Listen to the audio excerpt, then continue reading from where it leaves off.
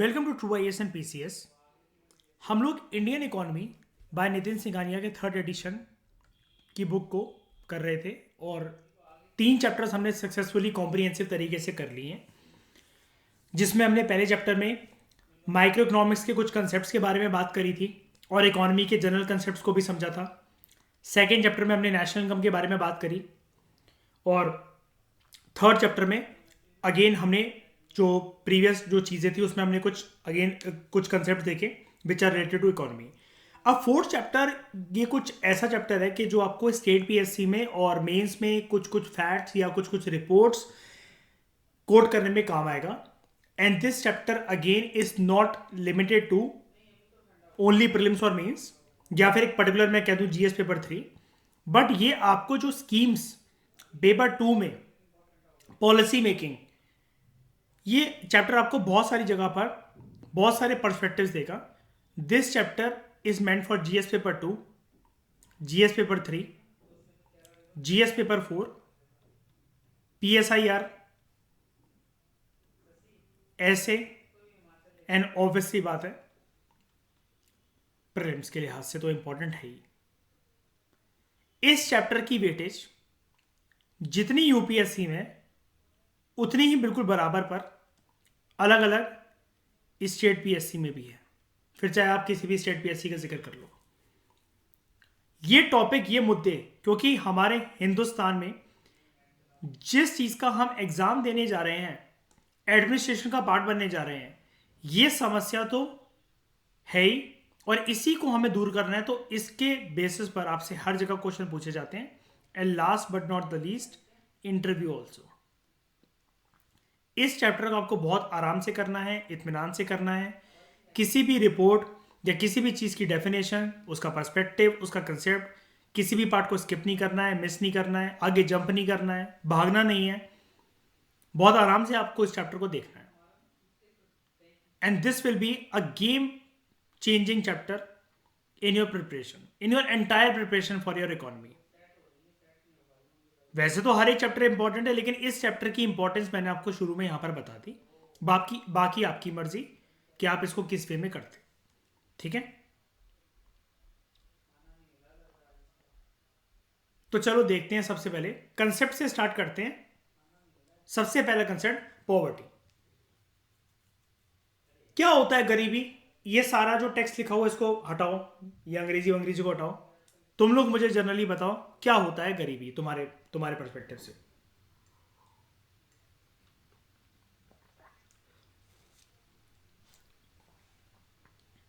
क्या चीज? अच्छा, financial crisis, out of money. अच्छा, इसको पॉवर्टी कहते हैं। ओके, रिसोर्सेस, किसी के पास बंदी ना हो तो वो भिखमंगा।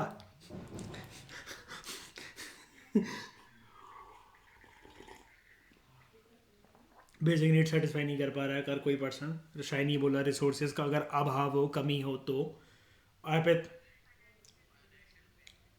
ठीक है, ठीक है। सुगंधा ने भी यही बोला, आपने भी बोला फाइनेंशियल नीड एक्सेप्टेड, सबका भी एक्सेप्टेड। ईशा, आप क्या बोल रहे थे?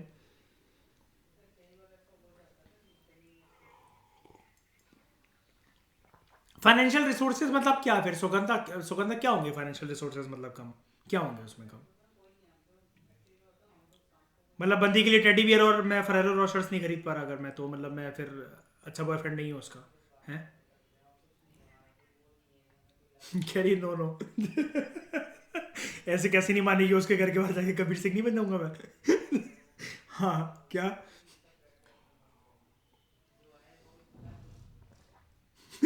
ये भी बेस्ट है। अरे सुना, कह रहा जिसका डीमैट अकाउंट नहीं है वो पॉवर्टी में है। ये बेस्ट है मयूरी, हमारी वाली डेफिनेशन है। ये हमारी वाली डेफिनेशन है ना शाइनी? जिसका ट्रेडिंग अकाउंट नहीं है वो गरीब है। ठीक है, चलो। आप सबकी डेफिनेशन सस्टेनेबल लाइफ नहीं है, ठीक है। आप सबकी डेफिनेशन, ओके ओके, मिनिमम जीवन, हाँ ठीक है। आप सबकी डेफिनेशन एक्सेप्टेड है, समझते हैं इस चीज़ को। आप में से कोई भी गलत नहीं हो, ठीक है? कोई भी गलत नहीं हो। हर जगह ये चीज़ अगर आपने जो बोला लिख कर आओगे, this will be accepted definition. ये छोटी छोटी चीज़ें, मतलब मैं स्कूल के लेवल की तरह, जैसे मैं पूछना इसलिए स्टार्ट करता हूँ, अगर आप में से कोई कुछ गलत होता तो मैं इसलिए बोल देता।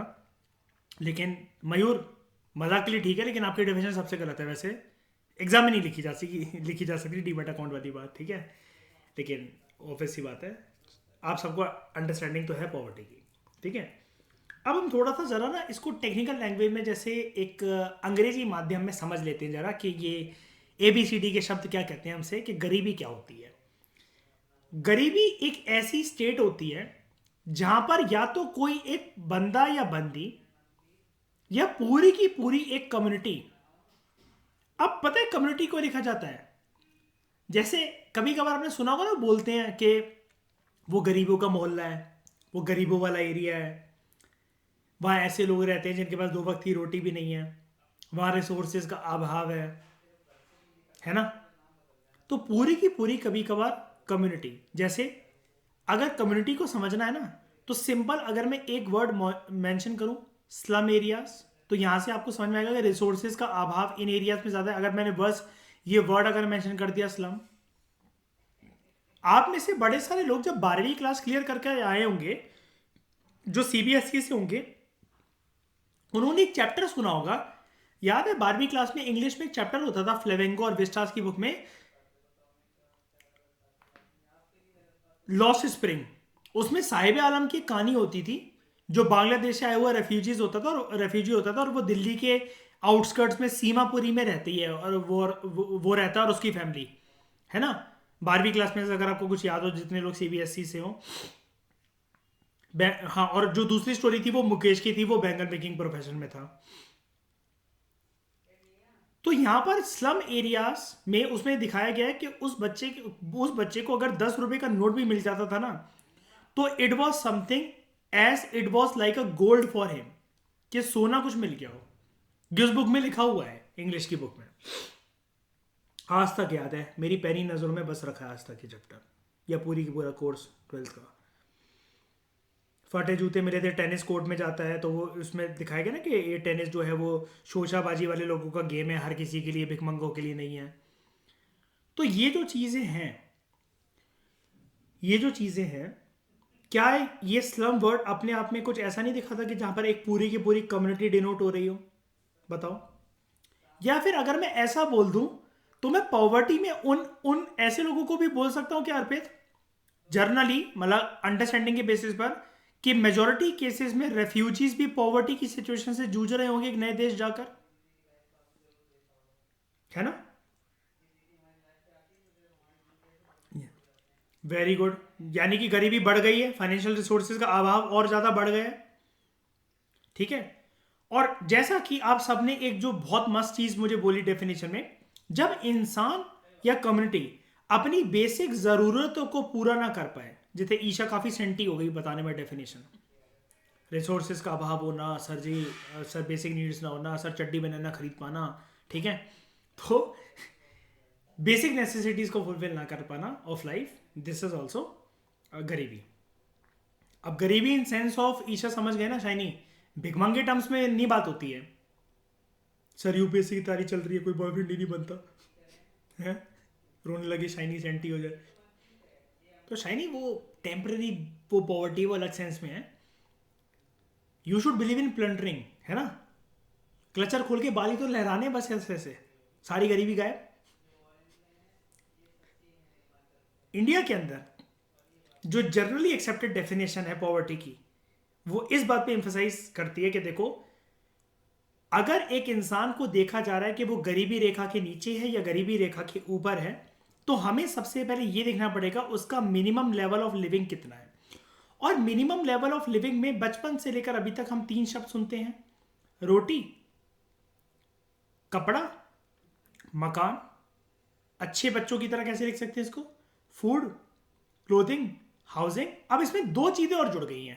पहले ये डेफिनेशन सिर्फ इतनी हुआ करती थी, लेकिन माना जाता है कि सिर्फ इससे भी गरीबी नहीं मिट सकती अगर मिनिमम ये भी इंश्योर करवा रहा है पर्सन। वो 2 चीजें और क्या है फूड, क्लोथिंग, हाउसिंग के अलावा? मिनिमम, वेरी गुड, एजुकेशन जुड़ गया उसमें, और प्लस एक एक चीज और। हम्म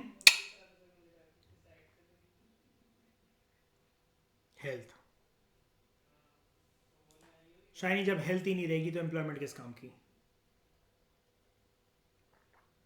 बंदा ही तुम्हारा अगर रुमाली रोटी जैसा दिखे तो किसको इंट्रोड्यूस करवाओगे कि मेरा बॉयफ्रेंड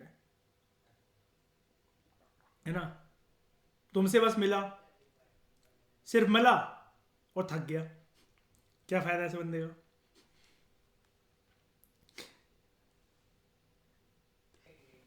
प्रीवियसली हमारे देश में एक अथॉरिटी थी जो कि अब उसका नाम चेंज हो गया, प्लानिंग कमीशन। इसके पास सारी पावर थी जो कि पब्लिश करते थे पॉवर्टी के एस्टिमेट्स, इनका डिपार्टमेंट। और ये कैसे पब्लिश करते थे? इनके बंदे नहीं होते थे, इनका जो एक डिपार्टमेंट होता था जो कि एक सर्वे कंडक्ट करके इनको रिसर्च पेपर देता था पूरे का पूरा, एनएसएसओ। एनएसएसओ उसके बेसिस पर पॉवर्टी के एस्टिमेट्स पब्लिश हो करते होते थे। तो मुझे एक बात बताओ, अब क्या प्लानिंग कमीशन नहीं है तो क्या पॉवर्टी के एस्टिमेट्स पब्लिश नहीं होते होंगे क्या? नीति आयोग करता है। नीति आयोग की फुल फॉर्म क्या है? इंडिया। नीति आयोग का चेयरमैन कौन होता है?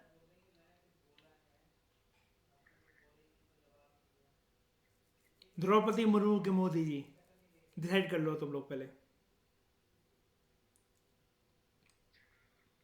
श्री नरेंद्र मोदी जी, है ना? कौन बोला ये? बिस्मिल, अच्छा। और प्लानिंग कमीशन के चेयरमैन कौन होते थे शाइनी उस टाइम पर, जब प्लानिंग कमीशन था? है प्राइम मिनिस्टर। तो पहले चेयरमैन कौन थे हमारे देश में प्लानिंग कमीशन के सबसे पहले? भाई साहब, लोग श्री श्रीमान लगाना सीख गए मेरे लेक्चर में। क्या बात है। अपने आप को किस करने का मन कर रहा मुझे पता। तो प्लानिंग कमीशन एक ऐसी अथॉरिटी थी जो कि पब्लिश करती थी पॉवर्टी के एस्टिमेट्स, लेकिन अब इसकी जगह वो काम करता है नीति आयोग। नीति आयोग बना कब? पोस्ट इंडिपेंडेंस में पढ़ा था ना हमने। हाँ हाँ हाँ, 2015 में, ठीक है। अच्छा, मुझे एक बात बताओ, हमने प्रीवियस लेक्चर में चीज देखी थी क्या, एनएसएसओ का भी नाम चेंज हो गया क्या? किसी को याद है अगर तो? क्या? हाँ, ये तो है ही, लेकिन क्या अब इसको हम क्या एनएसओ जैसा कुछ बोलते हैं क्या? याद है किसी को? कंबाइन करके बनाया गया ना, ये चीज है। तो अब मेरी बात ध्यान से सुनना। सौगंधा, आपको समझ में आ पा रहा है? सारी चीजें रेड कर पा रहे हो आराम से? ठीक है। अब मेरी बात सब लोग ना बहुत आराम से सुनना, ये चीज होती कैसे है। अच्छा, अभी के लिए ये सारी चीजें जो आप सीख रहे हो ना, इसको बसा लो अपनी आंखों में, अपने जहन में बसा लो। क्योंकि लबासना से जब भारत दर्शन के टूर पर जाएंगे ना, आपने देखा होगा बड़े सारे आईएएस और इनके ग्रुप्स की फोटो होती है डिपार्टमेंट्स में जा जाकर, कि ये इसरो में भी गए, यहाँ पर भी गए, वहां पर भी गए, इंडियन ओशन तक जाके अंडर वाटर सबमरीन में रहते हैं एक दिन।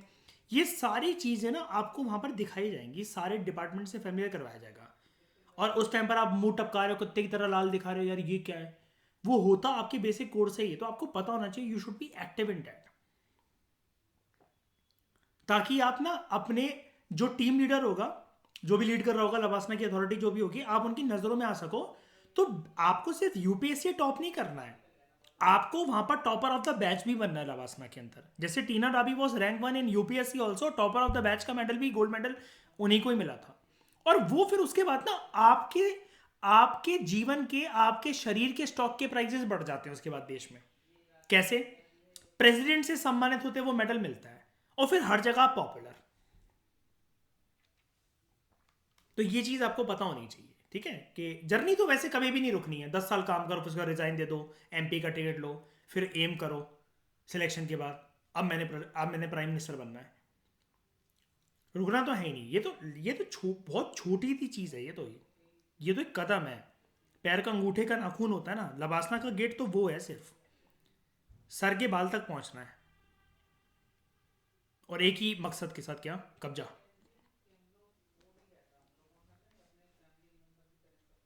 तो प्लानिंग कमीशन एक अथॉरिटी, हाँ, ये काम कैसे करती है मैं आपको ये बता रहा था। देखो क्या होता है, पहले पुराना स्ट्रक्चर समझते हैं, बस इनके नाम चेंज है, लेकिन पुराने स्ट्रक्चर से मैं सबको समझ जाता हूँ, मैं कोई कंफ्यूजन नहीं देने वाला।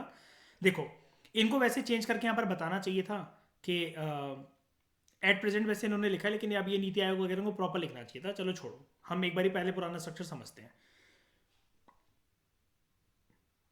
एक इंडिविजुअल का या फिर नंबर ऑफ इंडिविजुअल का, बिल्कुल ध्यान से देखना, बिल्कुल ठंडे दिमाग से, आराम से। एक इंडिविजुअल या नंबर ऑफ इंडिविजुअल, अब मैं, आप कहोगे दोनों बातें क्यों कर रहे हो, अभी हमने पढ़ा ना, पर्सन भी या कम्युनिटी भी, गरीबी भी तो दोनों के लिए हो सकती है, ठीक है। अब ये जो कम्युनिटी है, चाहे इसको परिवार मान लो, चाहे कोई मोहल्ला मान लो, चाहे कोई गली मान लो, चाहे कोई राज्य मान लो, चाहे कोई रीजन मान लो, चाहे पूरी की पूरी कंट्री मान लो साउथ सुडान की तरह, ठीक है। अब लेकिन हम अपने देश तक स्टिक रहते हैं सबसे पहले तो, क्योंकि पॉवर्टी के चैप्टर ये जो है स्पेसिफिक हमारे देश में बात हो रही है इसकी। ये पर्सन या फिर ये कम्युनिटी के लोग एक महीने में कितने पैसे अर्न कर पाते हैं अपना गुजारा करने के लिए, फूड, क्लोथिंग, हाउसिंग का गुजारा करने के लिए, रोटी, कपड़ा और मकान का गुजारा करने के लिए, ठीक है। फिर इसको कंपेयर करके ये देखा जाता है कि जो ये पैसे अर्न कर पा रहे हैं बाजार में जब किसी दुकान पर जाने के बाद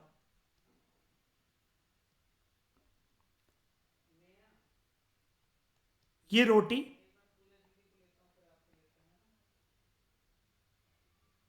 ये कपड़ा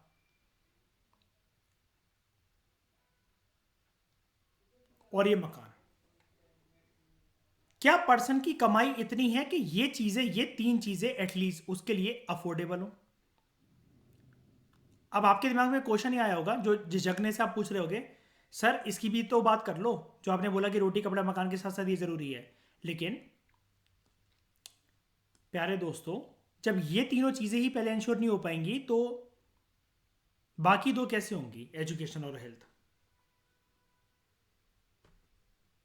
समझ रहे हो ना, रोटी खाने के बाद जिसके पास बंदोबस्त नहीं हो पा रहा, वो अपने बच्चों को स्कूल कैसे भेजे। कपड़े जो अफोर्ड नहीं कर पा रहा, तो अपनी बेटियों को क्या उर्वी जावे थोड़ी ना बनाकर भेजेगा कोई स्कूल, ठीक है।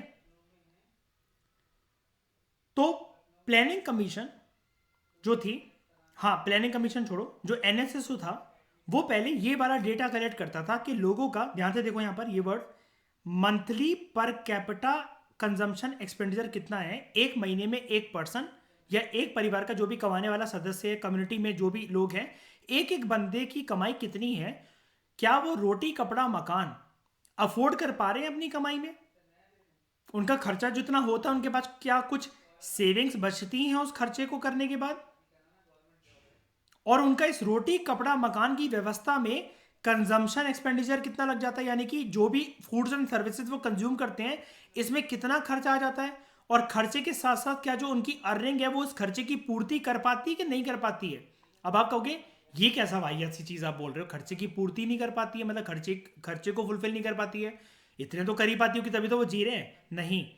यहां पर ये भी चीज देखी जाती है ना, क्योंकि मतलब ये नहीं देखती थी ऐसा, एनएसएसओ उस टाइम पर ऐसे नहीं देखता था। मैं आउट ऑफ द कंटेक्स्ट आपको एक बात बता रहा हूं, अगर आप लॉजिक लगाओ, अगर जिस पर्सन की अर्निंग कम है उसके खर्चे ज्यादा हैं तो डेफिनेटली वो कर्जों पर चल रहा है, लाइक किसान, और कर्जा आपको पता है एक विशियस साइकिल की तरह बन जाता है जिसको हम लोग कहते हैं डेट ट्रैप।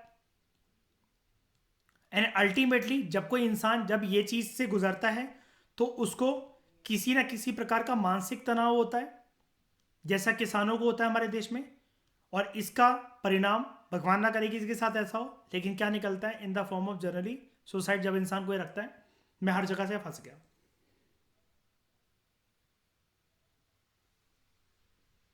तो सबसे पहले इतनी गंभीर तरीके से एनएसएसओ इसके ऊपर डेटा कलेक्ट करता था। ये डेटा कलेक्ट करने के बाद कि एक एक पर्सन हर एक महीने की उसकी अर्निंग कितनी है और क्या वो रोटी कपड़े मकान का बंदोबस्त कर पा रहा है क्या अपनी अर्निंग में, इसको मंथली बेसिस पर कंपाइल करा। किसने ये वाला काम करा जाता था, स्टेप नंबर 1 एनएसएसओ के द्वारा। ये डायग्राम्स मैं क्यों बनाता हूं, ताकि आप क्विकली, जब आपके पास फॉर एग्जांपल आपने क्वेश्चन अटेम्प्ट करे, मान लो हो गया ऐसा कि आपके पास 3-4 मिनट ही रह गए हैं एक क्वेश्चन को लिखने के लिए और आपको उसका आंसर बहुत अच्छे से आता है मेंस में, ये डायग्राम भी अगर आप करके आओगे ना, ट्रस्ट मी, 15 में से जो पूरा पूरा आंसर भी लिखेगा उसको 10-11 नंबर मिल जाएंगे, लेकिन तुम्हारे भी 8 से 9 नंबर कहीं पर भी नहीं गए। कहते हैं ना, diagram speaks more than words, लेकिन वो एक्सप्लेनेटरी होना चाहिए।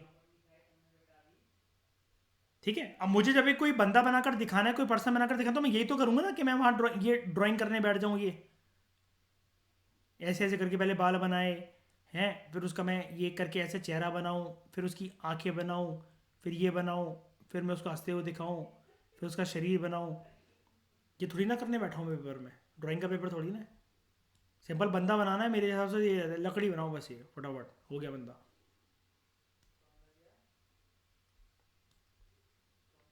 Don't worry, answer writing session में हम इन सारे मुद्दों पर बात करेंगे, धीरे धीरे आप सीख जाओगे, स्टेप बाय स्टेप लो, बेबी स्टेप्स लो, क्योंकि मैं कोई बहुत प्रो लेवल का कुछ ऐसा नहीं हूँ। मैंने भी जब स्टार्ट करा था तो ये सब चीज़ें मैंने भी कदम रख रख के ABCD फूक फूक कर सीखी है मैंने।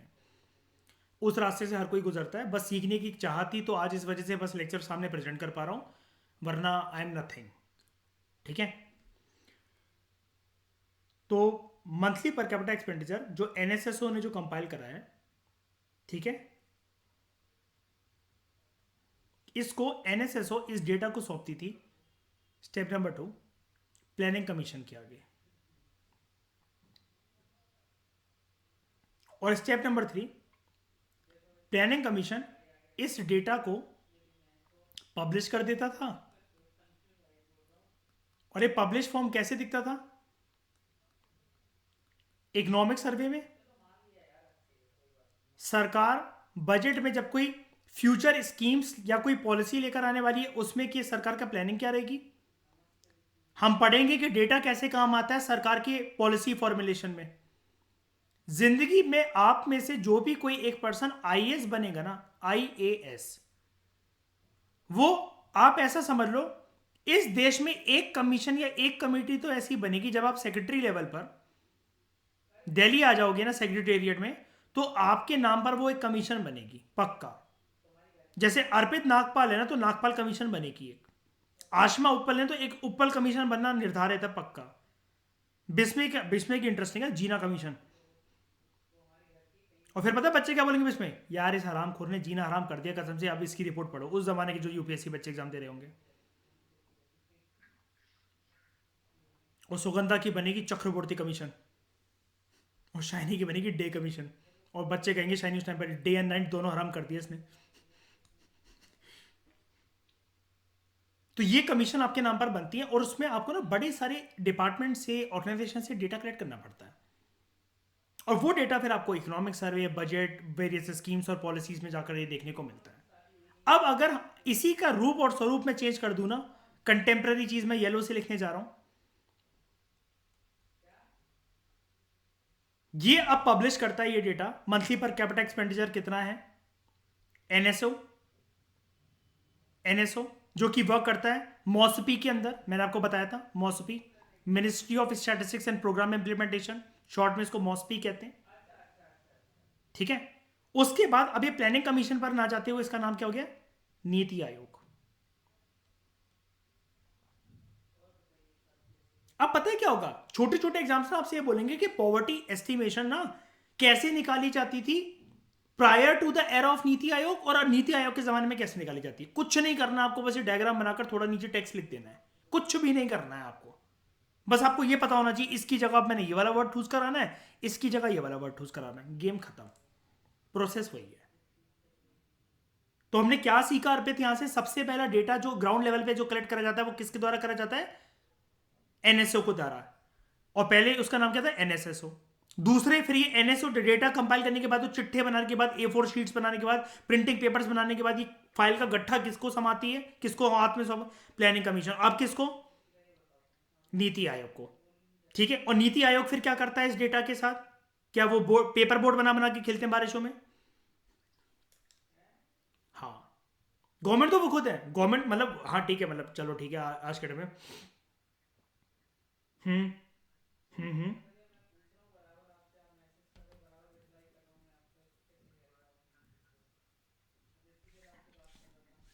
हाँ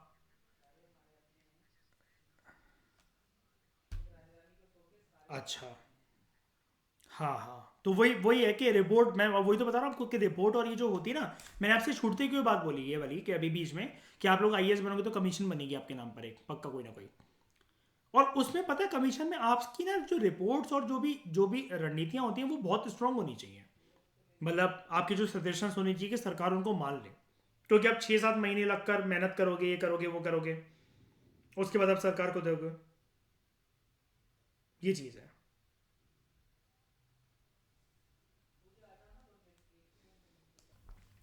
तो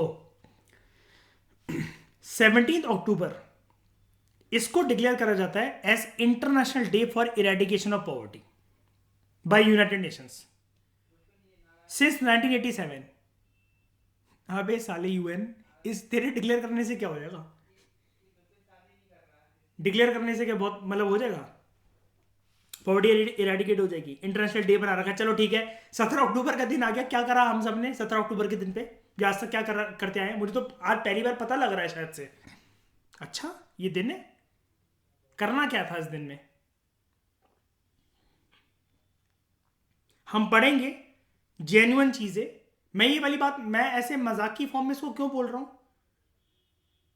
मैं इतना मजाक की फॉर्म में इसको क्यों बोल रहा हूं? वो इस वजह से, सॉल्यूशन जब पर्सन लिखता है ना, तो हम ना अपने साइकोलॉजी को खोकर एग्जाम में ना कुछ भी लिखने लग जाते हैं जो हमें याद आता है, कुछ भी अनशन। तो अगर सॉल्यूशन आ गया कि पॉवर्टी का रेडिकेट कैसे करना है, तो बंदा वहां पर एक पॉइंट लिख कर आ जाएगा कि यूएन ने एक डे डिक्लेयर कर रखा है और वो करके this can be a step to eradicate poverty. गलत भाई, तुम समझ जाओ कि अगला मीन्स लिखने की बारी प्रिपेयर कर लो। ये चीजें बेकार चीजें होती हैं, क्योंकि तुम किसी के कंधे पे रख के बंदूक नहीं चला रहे हो। ये डे डिक्लेयर करने से कोई सॉल्यूशन थोड़ी ना है। यह बात आप इंटरव्यू में बोलकर देखना जरा, ऐसा फंसाएंगे आपको, आप अगला क्वेश्चन का आंसर नहीं कर पाओगे। मैं हमेशा बोलता हूँ नॉलेज से ज्यादा ये गेम साइकोलॉजी का। अगर नॉलेज का गेम होता ना, छठे अटेम्प्ट वाले को छठी छठी से लेकर 12वीं तक की वर्ड टू वर्ड सारी एनसीईआरटीज, कहाँ का कॉमा लगा हुआ है, किस पेज नंबर पे उन्नी मुन्नी चुन्नी क्या बनी हुई है, सारे डायग्राम से आते हैं उन लोगों का। लेकिन फिर भी प्रिम्स नहीं हो पाता। कोई गारंटी नहीं है कि लास्ट एंड में सब कुछ हो जाएगा, क्योंकि लोगों की साइकोलॉजी खराब हो जाती है और पूरा का पूरा गेम ही साइकोलॉजी का है। उसके बाद 2017 में एक इप्सा ट्रस्ट फंड एग्रीमेंट हुआ था। इप्सा की full form is interesting full form, India, Brazil and South Africa. I से इंडिया, बी से ब्राजील, एस और ए को मिलाकर है साउथ अफ्रीका। ऐसा मत सोचना कि साउथ अफ्रीका एस से और ए से कुछ और है, फिर नहीं। यहां पर लिखा हुआ है India, Brazil and South Africa. इन्होंने एक Ipsa trust fund agreement sign करा था कि हम गरीबी से मिलकर लड़ेंगे अपनी अपनी कंट्री में, और दूसरी डेवलपिंग कंट्रीज की भी मदद करेंगे। इन्होंने बोला हर एक कंट्री को $1 मिलियन हर साल कंट्रीब्यूट करने चाहिए इस फंड में, और इसको मैनेज करने के लिए एक स्पेशल यूनिट बनाई गई थी। यूनाइटेड नेशन डेवलपमेंट प्रोग्राम की अध्यक्षता में ये वाला फंड मैनेज होगा, ताकि हम सबके बीच में ट्रांसपेरेंसी रहे। कि ऐसा ना हो कि पता चला मयूर जैसे को फंड मैनेज करने के लिए दिया जाए, उसने पूरा पैसा 1 मिलियन ट्रेडिंग में डाल दिया कि डबल करके दे देंगे। और ये चीज करी गई फॉर साउथ साउथ कॉपरेशन। अब ये चीज मैं आपको सिखा देता हूं, ये साउथ साउथ क्या होता है। देखो, पहले अपने इस चीज को समझने के लिए बिल्कुल बच्चों के लेवल पे बेसिक नॉलेज पे जाते हैं। ये बनाया एक अर्थ,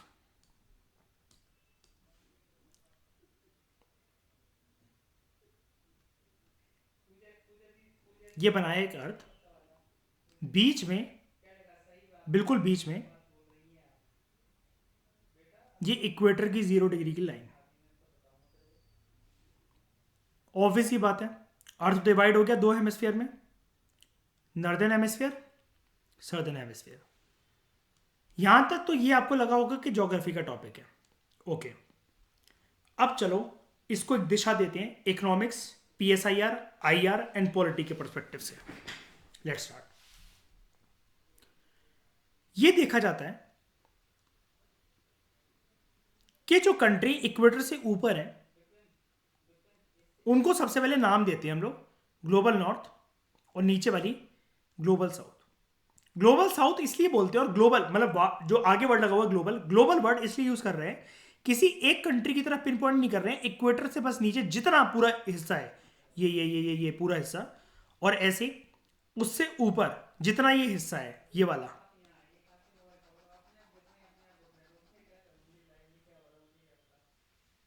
ये पूरा का पूरा जो है, उसमें किसी एक कंट्री की तरफ हम लोग पिन पॉइंट नहीं कर रहे हैं वाली चीज। ओके, तो ऐसा देखा जाता है कि ग्लोबल नॉर्दर्न जो कंट्रीज है ना, इनके पास एक टाइटल है that they are prosperous countries, advanced countries, they are countries of riches, and इन्हीं को बोला जाता है डेवलप्ड नेशंस। वेयर एस जो ग्लोबल साउथ की जो कंट्रीज हैं, दे आर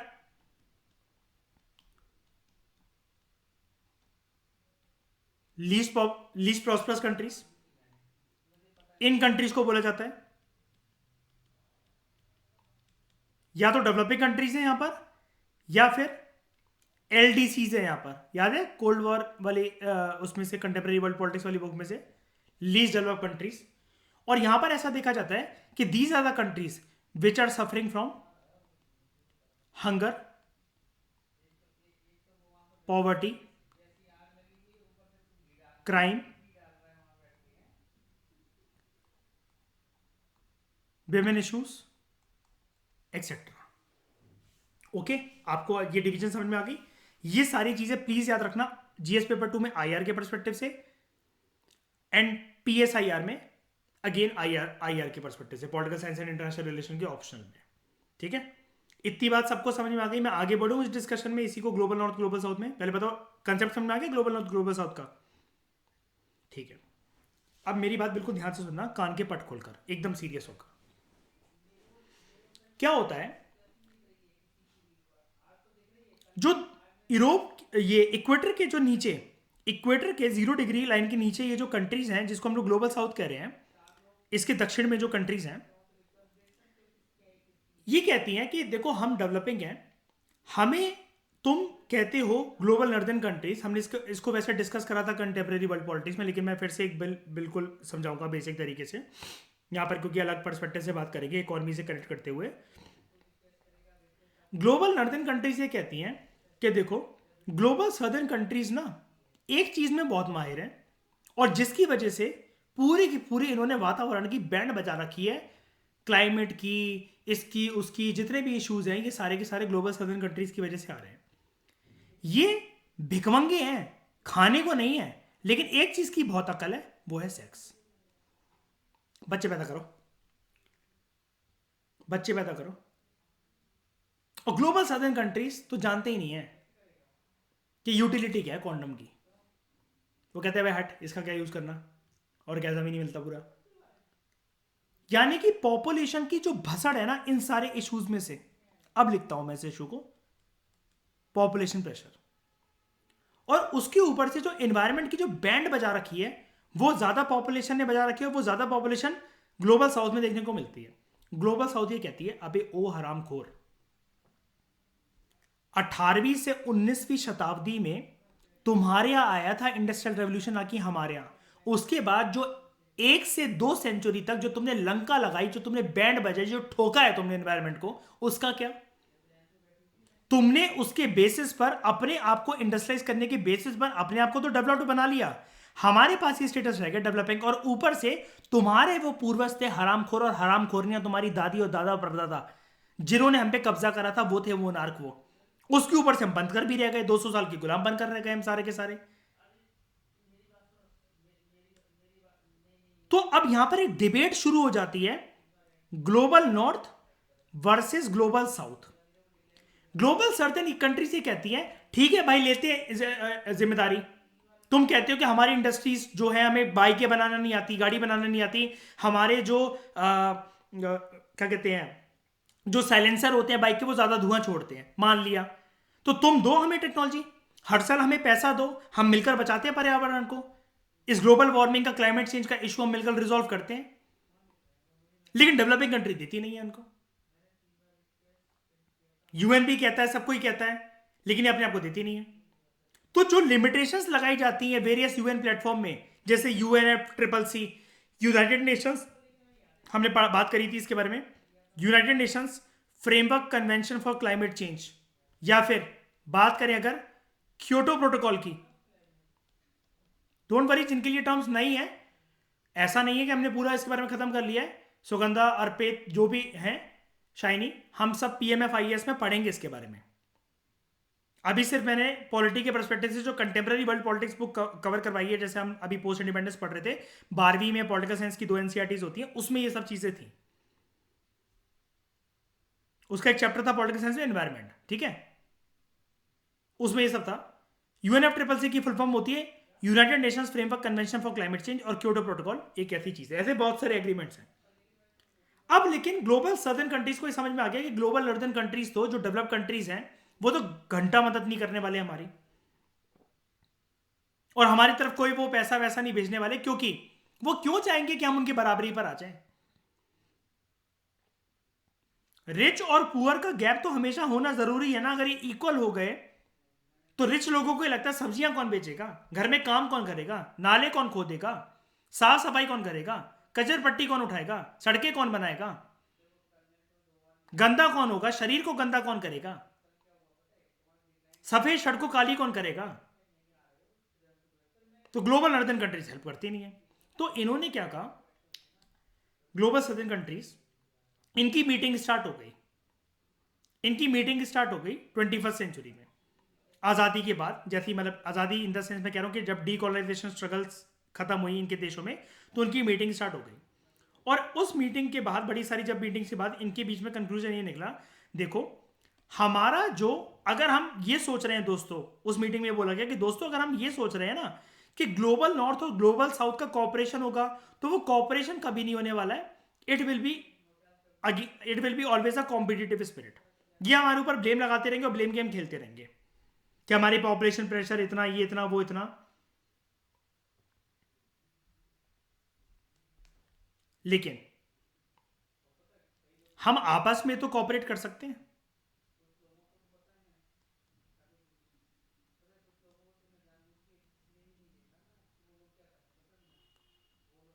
तो यहां पे एक टर्म निकल कर आई, साउथ साउथ कॉपरेशन,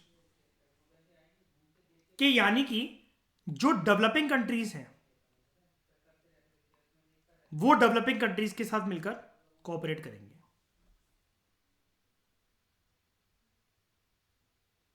हाँ बताओ।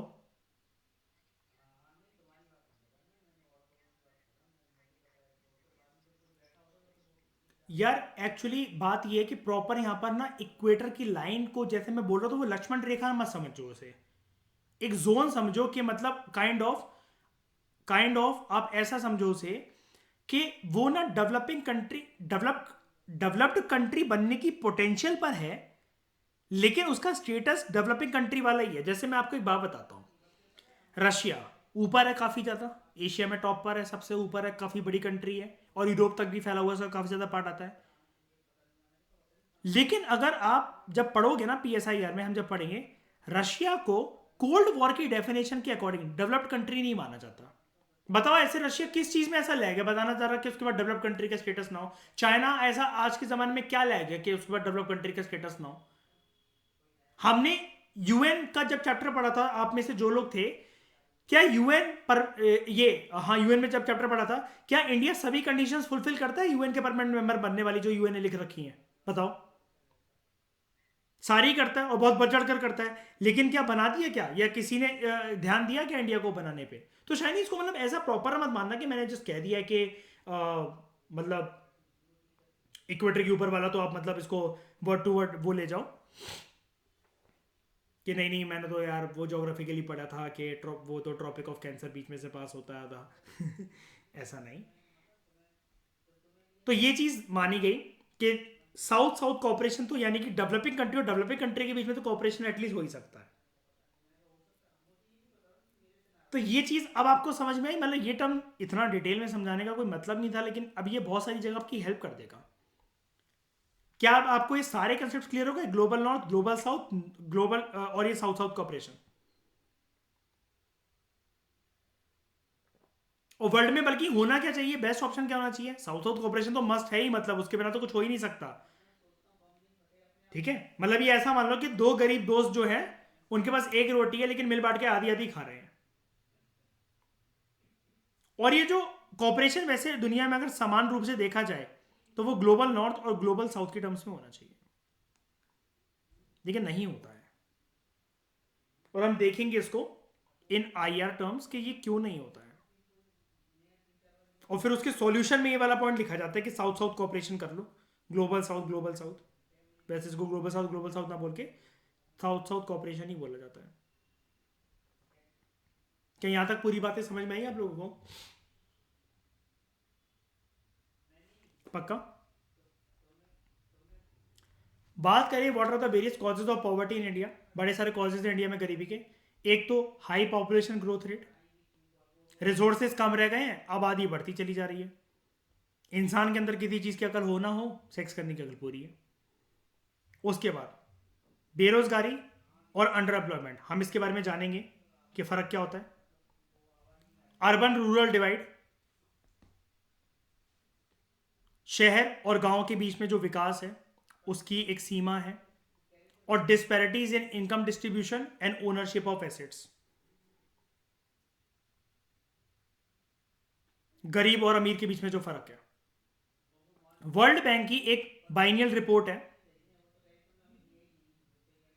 2 साल में एक बार निकलने वाली, poverty and shared prosperity report. ये आ सकता है कि ये रिपोर्ट किसकी है। इसने मेंशन करा कि कोविड-19 के बाद अराउंड नए पुअर 27 से 40 मिलियन तक ऐड हो जाएंगे इन सब सारा अफ्रीका, और पूरे के पूरे साउथ एशिया में लगभग इतने ऐड हो जाएंगे 49 से 57 मिलियन। ये दो चीजें दर्शाता है, एक तो पॉपुलेशन प्रेशर, इसके साथ साथ रिसोर्सेज का अभाव, और फिर सबसे बड़ी चीज वर्ल्ड कम्युनिटी के लिए सॉल्यूशन,